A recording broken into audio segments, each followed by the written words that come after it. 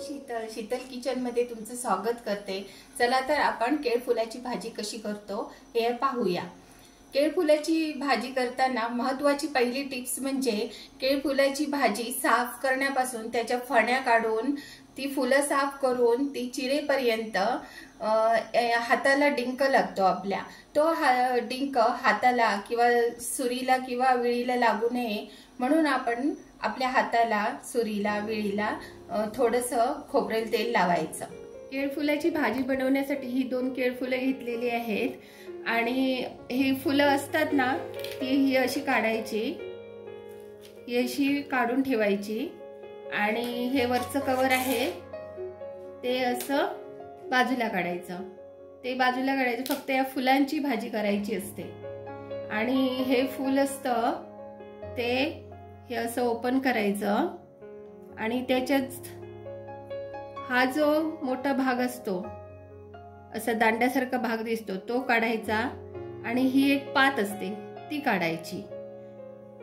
आणि अशा प्रकारे हे असं हे वरचं कवर काढून टाकायचं आणि ही फुलं काढून अशी एकत्र ठेवायची आणि ही फुलं ही अशा पद्धतीने साफ करायची।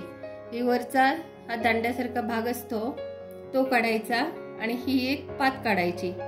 याला आम्ही आमच्या गावच्या भाषेमध्ये ह्याला दांडली आणि ह्याला सुपली म्हणतो। हे बाजूला काढून ठेवायचं आणि असं हे पूर्ण काढून साफ करायचं। ही केळफुलं आता पूर्ण साफ करून झालेली आहेत आणि हा कोवळा पार्ट हा विळीवर बारीक चिरून घ्यायचा आणि या केळफुलातील हे फ्री टॅपल आणि हा स्टिग्मा हे 2 पार्ट म्हणजे दांडली आणि सुपली हे 2 पार्ट काढून टाकलेले आहेत। ते पॉलिथिन सारखे असतात आणि हे भाजीतून घेत नाहीत, ते आपल्याला व्यवस्थित डायजेस्ट होत नाहीत म्हणून ते पार्ट काढून टाकले जातात। आता आपण ही फुलं विळीवर चांगली बारीक चिरून घेऊया। केळफुलं बारीक विळीवर चिरून घेतली आहेत अशी आणि ही थोडी काळपट झाली तर डिंक असतो म्हणून ही चिरल्यानंतर पाण्यात घालून ठेवायची, मग चांगली होतात आणि सुट्टी होतात। आता हे छोटं फूल लास्टला कोवळं राहतं ते विळीवर असं धाडावून घ्यायचं, असं करायचं आणि परत हे असं बारीक चिरायचं। त्याला पुन्हा एकदा हे असं करायचं आणि असं परत बारीक असं चिरायचं।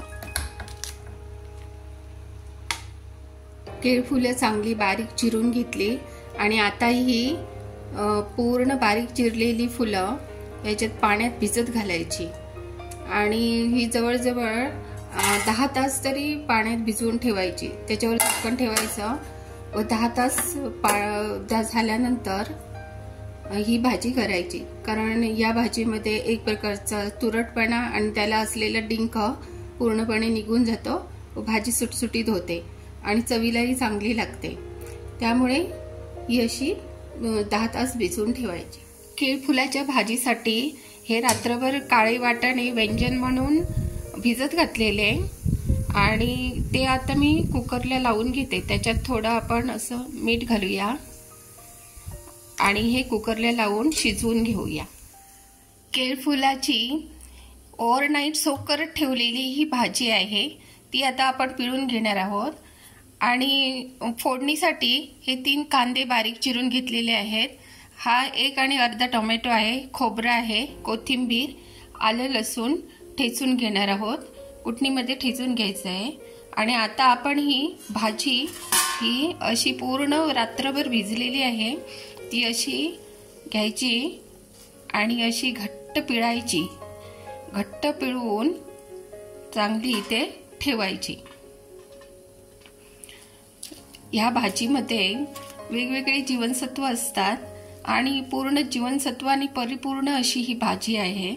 वर्षातून 1दा-2दा तर लोक मुद्दामहून खातातच। भाजी करण्यासाठी हे 6 मिरे, 2 लवंग, 1 टीस्पून हे बडीशेप आणि थोडं 1 टीस्पून जिरं, 1 वेलची आणि हे थोडेसे दालचिनी आणि हे जायफळ हे सर्व कुटणीमधून कुटून घेऊया।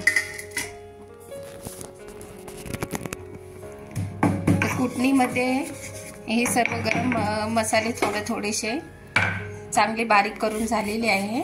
भुरभुरीत अशी पावडर झालेली आहे, ती इथे काढून ठेवते. आणि ह्याच्यात आलं आणि लसूण दोन्ही ठेचून घेते.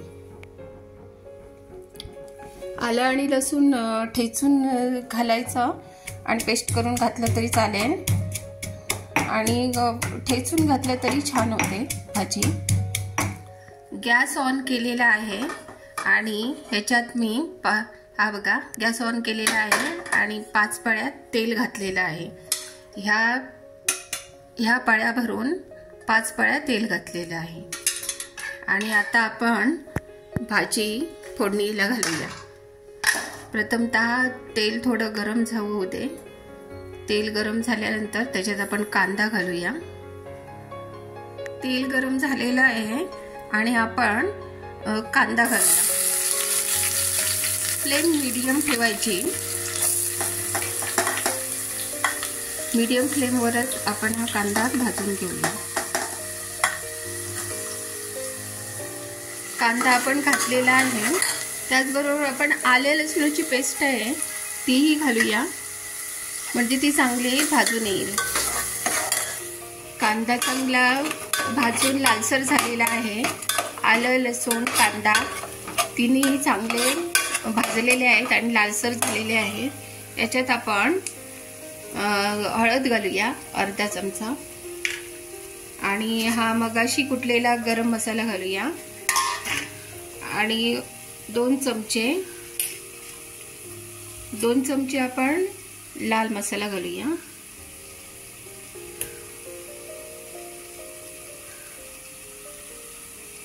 मसाला चांगला भाजलेला आहे. आता आपण त्याच्यात थोडीशी कोथिंबीर घालते आणि हा मगाशी चिरलेला टोमॅटो घालूया.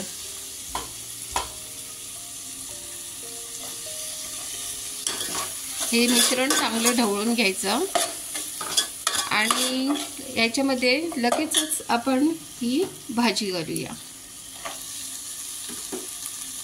भाजी चांगली 2 वेळा स्वच्छ धुवून घेतलेली आहे. याचा डिंक बऱ्यापैकी निघालेला आहे.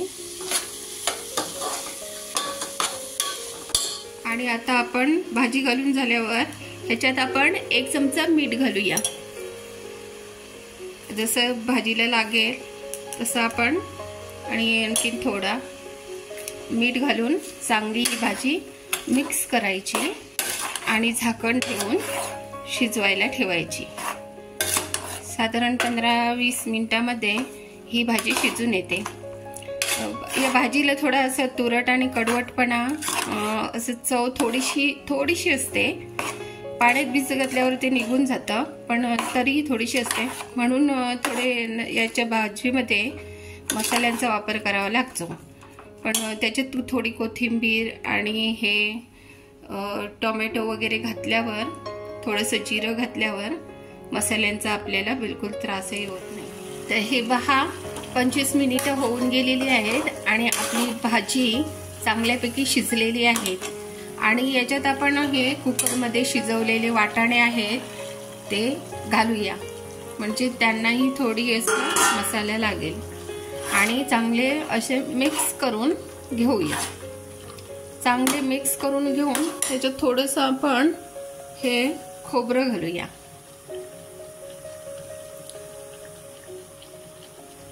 बस. आणि आता ही भाजी चांगली मिक्स करून 10 मिनिटं झाकून ठेवूया. मग आपली भाजी रेडी झाली. या भाजीसाठी कांदा खोबरं आलं लसूण टोमॅटो कोथिंबीर याचं थोडंसं असं वाटण करून घातलं तरी चालेल, किंवा फक्त कांदा खोबरं याचं वाटण करून घातलं तरी ही भाजी छान होते. आणि अशी तर खूपच छान होते.